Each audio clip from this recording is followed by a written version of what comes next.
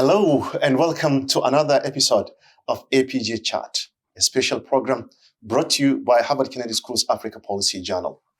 Today we have a special guest. He's no other than the Vice President of the Republic of Ghana, His Excellency Mahamudu Bawumia.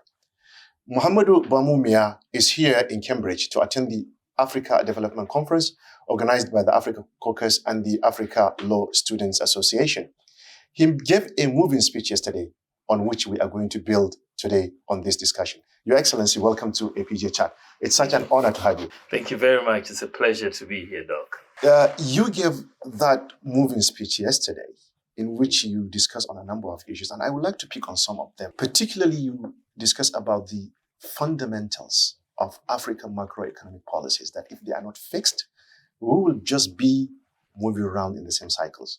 What are these fundamentals? Can you tell us more? Well, thank you very much. I think yesterday I made that point that when you look at the history, African governments have really focused by and large on managing crisis, at the macro level. So you have commodity prices going up, and then it creates instability, some macroeconomic instability, political instability, and there are all sorts of crises that countries manage. And when you look at the end of the day, my underlying micro foundations for economies in Africa to enable us deal better and prevent these macro crises are totally ignored and have been ignored for the longest time since independence. So my submission yesterday was that some of these underlying things, for example, do we have uniquely identified populations, right? Because if your population is not uniquely identified, you have a problem. How do you know that everybody who pays taxes, who's not paying taxes? Domestic revenue mobilization is therefore a problem. And if you don't have that, you will have people not complying with tax payment, and then you have fiscal deficits, and then you have debt unsustainability, and you have to go back trying to manage the crisis. So, address systems. You don't have them. How do you implement a proper property taxing mechanism? You don't know. Your public sector service delivery is very manual. The processes are very manual, and therefore you have corruption. And that means the lack of productivity, inefficiency. If you can automate and digitalize the offering of these public services, you increase efficiency, reduce corruption, reduce the cost of doing business. Financial inclusion is another major underlying micro fundamental that has to be addressed. If you have the majority of your population excluded from the financial sector, your savings in the sector is very low. Your interest rates will be high. Your growth will be low. That results in macro instability that you will now have to manage the crisis, and so on. So that was essentially my point, that for the longest time, Africans focus more on the bigger macro and less on the underlying macro, which will sustain the bigger macro. And so we should be really solving that problem. And I made the point yesterday that digitalization and the use of digital technology can help, and as it has helped Ghana deal with putting these micro underlying fundamentals in place. So based on your experience on what is happening in Ghana, what sort of reforms do you think are needed? And the sort of awareness, because it seems you also need to carry the population along. Sure. So what sort of thinking is going on in terms of the sort of reforms that you may wish to introduce or you are already working on in Ghana to address these fundamentals? Well, I think first of all is a recognition of the problem. And it will require political will and leadership. I think that when you want to change and reform, you need a clear vision. And that is going to be provided by leadership and therefore set out a roadmap in terms of how you are going to achieve it. In our setting, we set up a roadmap for digitalization and said, look, we've got to put in place the pillars. First of all, let's have a national ID. Let's make sure there's every part of the country has a digital address, because that is the way we thought we could use GPS technology to deal with the addressing challenge, which we did. So every part of the country, every property has a digital address. Let's make sure everybody has a bank account. That is a clear goal. And we said, okay, most people have mobile money accounts. Let's make it interoperable with bank accounts. So we implemented mobile money interoperability. And therefore, we're able to accomplish that particular goal, that you have financial inclusion. And therefore, as a result, we are not only the fastest growing mobile money market in Africa, we are also number one in Africa in terms of access to financial inclusion, because we've been able to put the fintechs, the telcos, and the banks on one common platform. It wasn't easy to do because these are competitors, but we had to convince them that it was in their collective interest to be on one platform and compete on that platform rather than try to set up separate platforms as you have in many other countries. So we did that, and then we said, let's digitalize government services. Then we proceeded. And all of this we've done in this period of 6 years. But because there's been a focus, and I was given the responsibility to drive this from the Office of the Vice President, because we need a broad sectoral participation in this. So we bring all the ministers together, all the agencies together, and say, this is where we are going. Bring the private sector together, because the private sector for us is very key to the success of our digitalization. They have an interest, of course, financial incentives to make systems work. When systems work, they make money. And so it's a public-private partnership that we have adopted, and it's working very well in the context of Ghana. So you need to set the vision, and you need a political will, and you need to implement. Interesting. One aspect of the speech also that caught attention was this transition from colonialism to African independence, in which you articulated that African governments after independence continued with colonial legacies of looking for resources instead of focusing more on investing in human capital. Right. What do you mean? And what would you like to see changing? Well, thank you very much. I think what I said, and which you are making the point of, and which is the case, the colonialists, when they came in, their major interest was in our natural resources. That's why they came to exploit those natural resources. So the systems that they put in place in Africa were systems to enhance their ability to exploit those natural resources.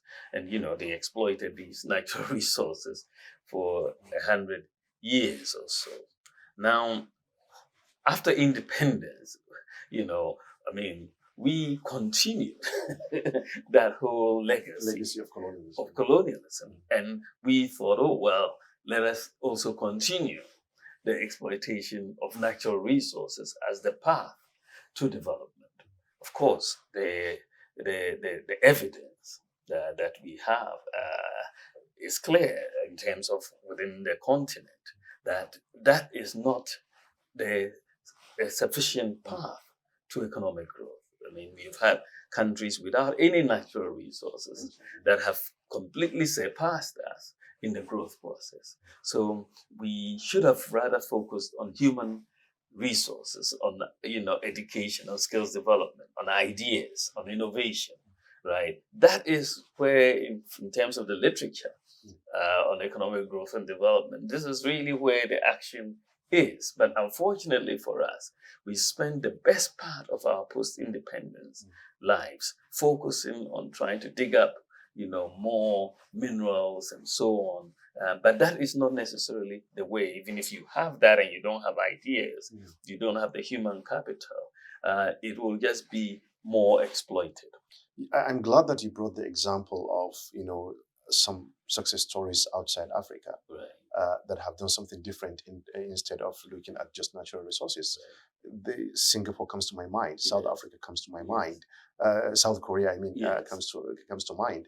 and they focus on exports, human capital, using their populations to grow. Right. What lessons do you think are there for African countries, and what should they be doing to be in that pedestal? Yes, in fact, it is very true that the experience of Singapore, South Korea, and so on, Taiwan, has been a bit different from many African countries. They focused a lot on export promotion, or what we will call targeted industrialization. They picked a few industries which were targeted, and those were industries that were exporting industries. So they were not just import substitution, which many of us in the continent did, but they were export promoting. And the promotion of exports subjects them to international competitiveness, right? But if you are just import substituting, you're not competitive. You don't have to be efficient because you're going to be protected, right? So they were a bit more agile in terms of their industries, but it wasn't, just the policy of industrialization.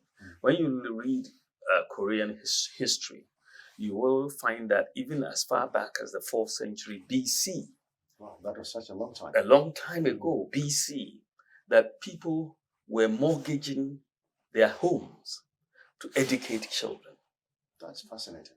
Mortgaging their home. This is 4th century BC. So the whole idea of education was inculcated in these societies for a very long time, right? So the whole idea of making sure you build the human capital and was very important. I mean, you had, of course, the U.S. assisting South Korea and all of that with the capital injection. But without the human capital, you would not be able to transform that capital into the output and growth that we are seeing. That's a fascinating point which I would like to really dwell on. Ladies and gentlemen, you are listening to APJ Chat, brought to you by the Harvard Kennedy School's Africa Policy Journal. And my guest for today is Dr. Mahamudu Bawumia, the Vice President of Ghana. Human capital. Africa has a youth population that is almost 60%, estimated to be around 650 million. Yeah. That's huge. Very. Is this an asset or a liability? And what should be done about it? Well, I mean, for sure. I mean, for me, it is an asset.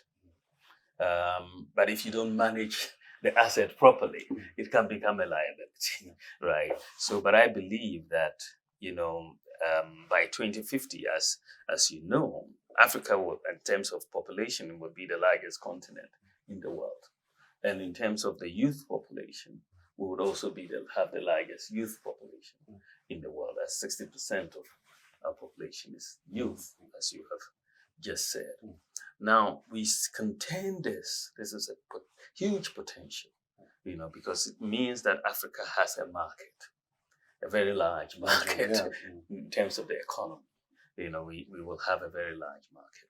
So how do we translate this big youth population bulge into an asset? First of all, education. It's very, very important that the youth are educated. It's very, very important that we have skills training, the appropriate type of skills training. Today, the game is the 4th industrial revolution. We cannot participate in it if the youth don't have digital skills. We've got to focus on digital skills. We've got to focus on technical skills. So the investment in technical and vocational education, in digital skills, in ICT is very, very key for the youth. For youth, when they're going into agriculture, these days we have to move into smart agriculture. We have to use artificial intelligence. We have to use the Internet of Things. We have to use big data. We have to use satellite data to make sure that there is certainty in agriculture. A lot of the reasons why the youth are not going into agriculture in the numbers we want them to go into is that there's too much uncertainty. And that uncertainty and the lack of predictability makes it very difficult for them to access capital to go in and all of that. But we've got to make sure that the youth are going into these areas to encourage entrepreneurship and innovation. I think when we put that framework together of education skills and an investment in technology to support the youth, they will be a very potential asset. That's really relevant because, especially the reference you made to artificial intelligence, which is the new big game in town. Yes. The late Julius Nyerere of blessed memory from Yes. Tanzania once said that while the Europeans are moving to the moon, we are still moving to the village. Right. So when are we even trying to play catch up? Right. So looking at artificial intelligence, the growth is exponential. Yes. Do you see that as an advantage for Africa? Or do you see that we will end up playing catch up and not really catching up? And what are your personal thoughts as a leader, and what should be done to make sure that Africa is also taking advantage of this revolution that is coming? Thank you very much. I see this whole idea of the fourth industrial revolution. We were left behind in the first industrial revolution, the second and the third. And we should not be left out in the fourth industrial revolution. I think that artificial intelligence applied properly will be a big boost to Africa. It will help us leapfrog. It will help us catch up as well and leapfrog in many areas. And I think that artificial intelligence should be seen as a tool to assist that. And I see three main areas that we in Africa can really use artificial intelligence. Health. You don't have enough doctors. In many, many places, you may have nurses, right? But if the nurse is equipped, for example, with GPT-4, and they can ask questions, and you can get very accurate answers from these. They could assist nurses, they could assist doctors in providing information to provide healthcare.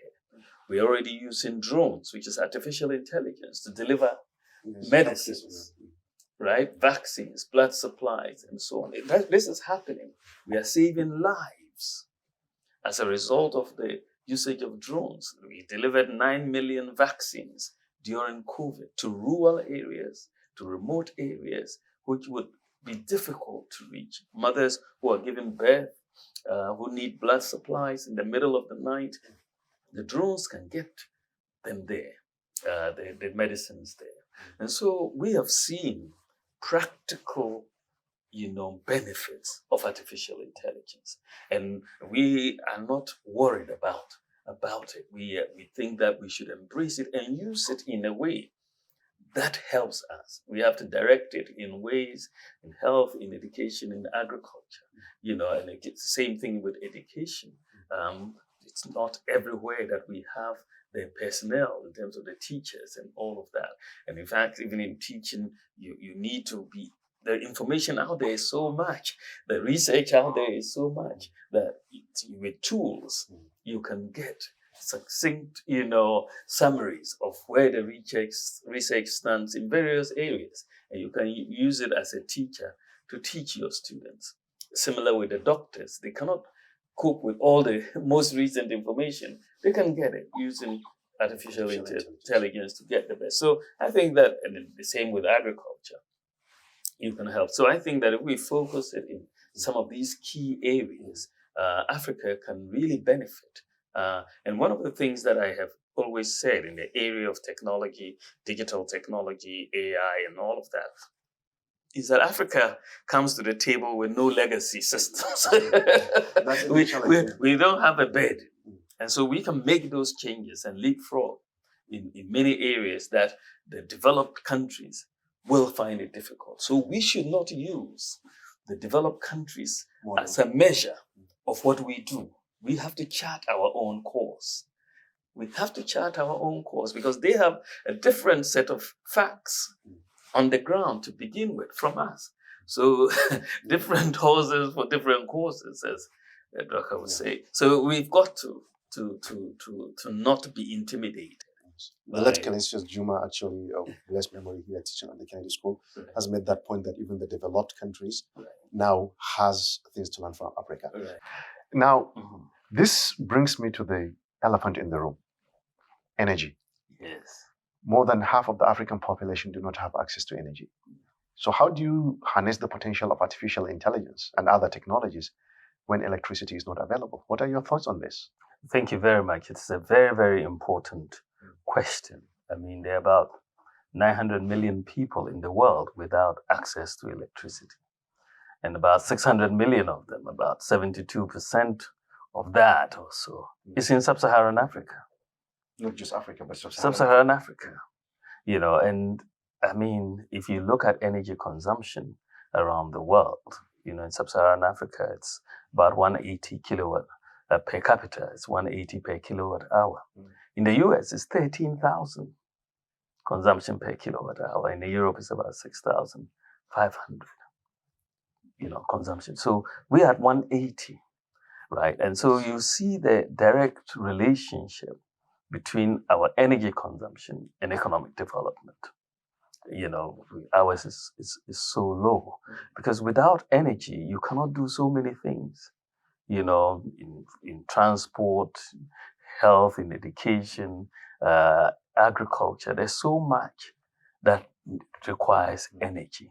If it, you know, digitalization, artificial intelligence, all those things that we want to do require energy. So it's a big issue for Africa and how we are able to deal with this elephant in the room. My own experience with our situation in Ghana, and when you look at what is happening across the continent in South Africa, in Nigeria, and so on. First of all, we have to make sure that the utilities are financially viable. You know, the lack of viability of our utilities is a major problem because if the utilities are not viable, they are not able to make the investments that are required. And you know that with the energy sector, the lead time for investment is about 4 years before you actually need the energy. And so if you don't put in the investment early on, but if your utilities are making losses and they are not cost recovering, you have a major problem to start with in that sector. In the utility sector, I think the World Bank estimates that we need about 20 billion annually for the next 10 years or so for us to close the gap, right, on electricity. And so if you don't have that incentive for the private sector, because a lot of this investment must come in from the private sector. How do you energize the private sector? Exactly. But if they see a loss-making enterprise, they're not likely to invest. So that is one thing that we have to be careful and very deliberate on to make sure that there is viability of our utilities. The other thing that we have to do, because we are working individually in countries, it is very important because, you know, some places we have different comparative advantages. There are some parts of the continent where there's more hydro, some parts where there's more gas. But so it requires a deliberate strategy to integrate our utilities. And not only to integrate the utilities, but to integrate the power and diversify the power generation mix towards more green energy. You need to diversify towards more solar, towards more hydro on the continent. We are blessed with a lot of sun. And many places in the Sahel, for example, that you can really leverage solar energy, for example. So I think that the integration of our utilities is going to be very, very important, as well as making sure that there's financial viability and encouraging the private sector to come in to invest in the sector. I think that's quite interesting. Yeah. And this brings me to my last question. There is a lot of interest from countries, China, United States, Europe, Africa Conference, Africa this, Africa that. Yeah. And you mentioned that we have to work collectively together. Right. But how is Africa sit at the table during these negotiations? What are your thoughts on African countries, especially the regional blocs, negotiating in trying to bring this private, sector into Africa to go as a bloc so that they can have a better deal than going alone, so that Africa's voice is much bigger and stronger. Yeah, I mean, I think that, this, it goes without saying that, we deserve as a continent a seat at the table. I mean, we are a major contributor to the development of this world, in terms of our resources, in terms of our population, and so on. We definitely do deserve a seat at the table. And of course, we are a major bloc. The African Continental Free Trade Area has been set up with over 1 billion in population and $3 trillion economy that we have put together. And so it gives us some marketing power, some negotiating power at the table, if we recognize it. Right? You may have the power, but you may still work in very much silos, But once we can recognize and negotiate on the basis of our market power, I think that the rest of the world will listen. So it is in recognizing that we have this to do if we are going into energy, because we have to get our own act together before the world will listen to us. Yeah, I mean, if we go in a lot of the current circumstances, we will not be listened to, but we must be taken seriously, right? And to be taken seriously, we have to do the things that make sense for us to do, and then come together as a bloc to negotiate for very, very important concessions for the continent. Thank you very much, Your Excellency. I think I have to negotiate an exit from the interview because it's my time. Yes. It's really a pleasure to have you, Your Excellency, to have this conversation. So much, and we look forward to receiving you at the Africa Policy Journal in the future. I look forward to that. Yes. This has been a very good experience. Yes, thank you so much. Thank you very much. Ladies and gentlemen, this is the conversation with the Vice President of the Republic of Ghana, His Excellency Dr. Mahamudu Bawumia, with the Africa Policy Journal. On behalf of all those who contributed in making this interview a success, especially our team at the Africa Policy Journal, the team from the Vice President, and my colleague, Adawabi, for standing up and recording and editing and making sure that everything goes well. I, the Editor-in-Chief of the Africa Policy Journal, Muhammad Jamil Yusha, is saying goodbye.